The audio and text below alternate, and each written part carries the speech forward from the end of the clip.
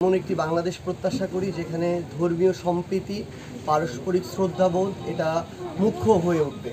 আমরা এক একজন এক এক ধর্মের হতে পারি, আমরা আমাদের নিজস্ব ধর্মের বিধিবিধান অনুযায়ী আমাদের ধর্মীয় রীতিনীতি মেনে চলবো, এটা যেমন সত্য তেমনি প্রত্যেক ধর্মের প্রতি আমাদের ওই শ্রদ্ধাবোধটি থাকা এটি গুরুত্বপূর্ণ আমাদের জায়গা থেকে।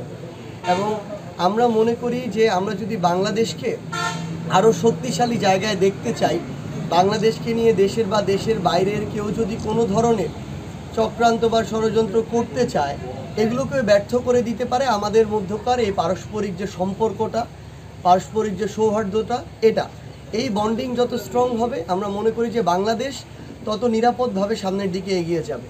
তো সেই লক্ষ্যেই আমরা আমাদের সনাতন ধর্মাবলম্বী যারা ভাই বোনেরা রয়েছেন তাদের সর্ববৃহৎ এটা একটা উৎসব, আমরা তাদেরকে শুভেচ্ছা জানাতে এসেছি, আমরা তাদের খোঁজ খবর নিচ্ছি।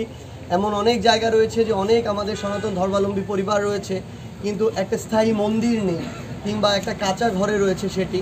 তো এই বিষয়গুলো আমাদের জানা দরকার, কারণ আমরা একটা বিষয় মনে করি যে মানুষের ভিতরের ওই যে ধরেন একটা দূরত্ব, মনের দূরত্ব কিংবা সম্পর্কের দূরত্ব তখনই তৈরি হয় যখন একটা নির্দিষ্ট গোষ্ঠীর কথা বলি বা কিছু মানুষের কথা বলি, তাদের যেটা প্রাপ্য সেটা পায় না। আবার তখন হয় যখন কারো প্রাপ্যর থেকে অনেক বেশি পেয়ে যায়। তো এই যে একটা যখন এই বৈষম্য তৈরি হবে তখন সম্পর্কে একটা ছেদ আসবে।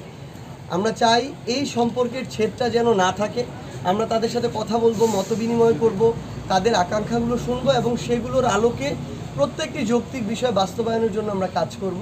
সেই লক্ষ্যে আশা আমরা কথা বলেছি এবং আমাদের এনসিপির পক্ষ থেকে যতটুকু সম্ভব ছোট পরিসরে হলেও আমরা তাদের পাশে থাকার চেষ্টা করেছি সহযোগিতার দিক থেকে। এবং আমরা মনে করি এভাবে আমরা যদি কাজ করতে পারি উদার মানসিকতা রেখে, তাহলে শুধু পঞ্চগড় নয়, বাংলাদেশ সামনের দিকে আমাদের প্রত্যাশার চেয়ে অনেক দ্রুত গতিতে এগিয়ে যাবে।